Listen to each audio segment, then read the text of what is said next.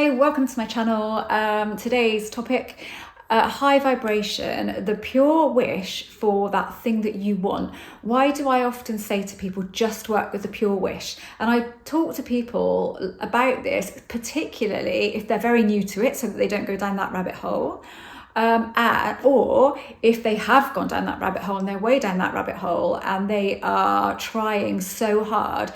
And this is how I explain this pure wish. And this is exactly why I wrote my book, Wishful Thinking, because I wanted to show my life has changed significantly through pure wishes. So the pure vibration of something. So what happens when you make a wish for something, you desire something? First of all, let's talk about it as if you know nothing about law of attraction, law of assumption, which are just labels for whatever this is. It's I am, really. I am what I am is what I see. And if I have a desire for something or a wish for something, and I don't know anything about the fact that I could make this happen, it's extremely pure because you don't bring any trying, because you don't know that you can do it. And I have seen so many crazy things show up in my life by just doing this. So why? So it's firstly, it's high vibration. When you have a wish for something, a desire for something, it's pretty high vibrationally. So that's all good. And it's very pure because you're having the exact feeling of that thing that you want. So the energy you feel in that moment is of this thing, this person, this situation, whatever it is, that's what you have. And you walk away, you get on with your life. Maybe the next day, maybe a couple of weeks later, even maybe a few months later, that thing shows up in your life and you just think, wow, what a coincidence. I wanted that, and oh my God, or you get the opportunity. So with manifestation, with this stuff, sometimes I just think, just don't call it manifestation, but with this stuff, you get the opportunity. You may get the opportunity to experience what it is you want to experience. So you're getting led to the direction, led down the path where you're going to get this opportunity, but you might stuff that opportunity up. You might get back with somebody and then all your old fears and that come into play again and you lose that person again, but that's not your only chance. You will get chance after chance after chance. And this will continue throughout. There's never a stop point, never an end point. But so it's the opportunity you get, not the actual thing, or you do end up getting the thing, but you might not always hold on to it if you've got other stuff going on. But so then let's say we know about this. So we have the pure desire for it, and then we put in some intent because we want this. Okay, that's fine. That doesn't change things that much. But then we go, oh, what's holding me back? And then we start really focusing on those things that are holding us back. So the vibration then becomes the things that are holding you back rather than the actual desire, if that makes sense.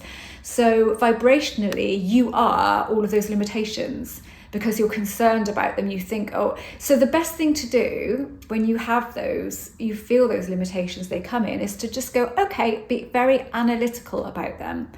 Don't get stressed about them. Just go, what can I do about these things? Okay, I know I assume this. Can I tweak that assumption a little bit and then go up from there? I know I feel this. I know I believe this, and this is detrimental. What could I do about that? Could I use some affirmations? Not for the thing that I want, but for myself to change that. I really like all is well. I really like everything is resolved in my favor. Everything is being resolved in my favor.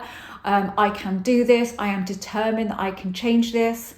Any of that stuff is really going to be helpful. But again, doing it in an analytical way and okay, it's a challenge. It's a challenge to see if I can do this, but not in a try hard, I've got to do this. Oh my God, I can't do this. Why can't I do this? That is going to hinder you for sure. What you want to do is keep that vibration at a decent level, really, because when the vibration drops really low, because you bring in all that stuff and you feel weighed down by all of the limits that you have placed on yourself, the circumstances that you keep considering, the rationalizing that you keep doing of why this thing hasn't shown up for you, and bringing it into the real black and white world where we just are physical beings and there's nothing else. So on one hand, you know that's not the case, but then you bring it back to that when you start rationalizing. So it's thinking, okay, what are the circumstances that I consider to be a problem? How can I work with them not being a problem? My favorite technique is to imagine yourself in a circle,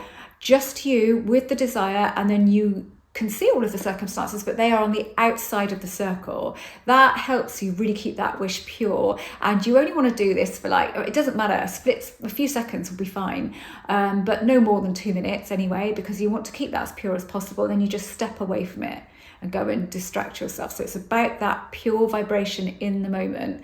And then those other things that you know are hindering you, don't get stressed about them. We all have that. It's how you deal with it. It's how you look at it. It's taking responsibility for them. So if somebody said something to you or did something that really hurt you here, and it keeps hurting you and it keeps hurting you, every time you think about it and it hurts you like that, you reinfect yourself with that feeling. So we don't want to give other people the power to keep us where we are. If we're not where we want to be, don't give that power away to somebody else and say, well, if they didn't make me feel like that, then I wouldn't be feeling like this now and I wouldn't be in this position. We can't help the way somebody makes us feel, a reaction that we get. We cannot help that, but we can help the way we move forward. And just blaming other people, it doesn't help you, basically. That's the key, isn't it? It doesn't help you. And actually, when you are filled with unforgiveness, that is the worst thing for everything, for living the life you want, but also for your physical health. It really has an impact on your physical health when you have a lot of unforgiveness within. So that is really one thing to look at. And if you are struggling like that, look at EFT. It's just amazing. I love Brad Yates, but there's a ton of stuff on YouTube. I just love him because he's got such a gentle way about him. And my friend has a podcast, and when she started it way back, she barely had any followers at all at the time, and she just asked him to come on. He went, yeah, sure, and he came on. It was great, and he's huge, so I will always kind of big him up, because I found I will always ever go to his EFT channel if I go anywhere, but these days I tend to just do my own stuff. I tend to say what I want to say. I also use positive EFT, which somebody called it here, and I've never thought about it like that, but if I kind of want to feel a certain way, then I will just tap positively, not talking about sort of the negative. I didn't do it on purpose. I find it really, really helpful. I love EFT. I find it so relaxing, so calming. If I'm ever in need of calming down, I will use EFT. If I'm feeling anxious, I will use EFT.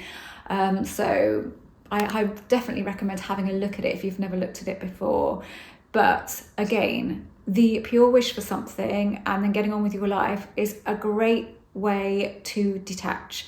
And then if you feel yourself being brought back to those things that are holding you back, again, look at them in an analytical way. And then if you start to feel really attached, or you start to feel any negative feeling that bothers you, just go, whatever. What we want to look at doing is getting below 50% attached, so 40% really, or below. I have definitely manifested things around 30% attachment, but I think I could have probably been a bit higher and still created those things. So you do not have to be at 0% attachment at all, because if you were, you probably wouldn't really want that thing so much anymore anyway. So, okay, I'm going to stop there. Thank you so much for watching. If you don't know anything about me, I'm an author, manifestation coach, and a mindset coach.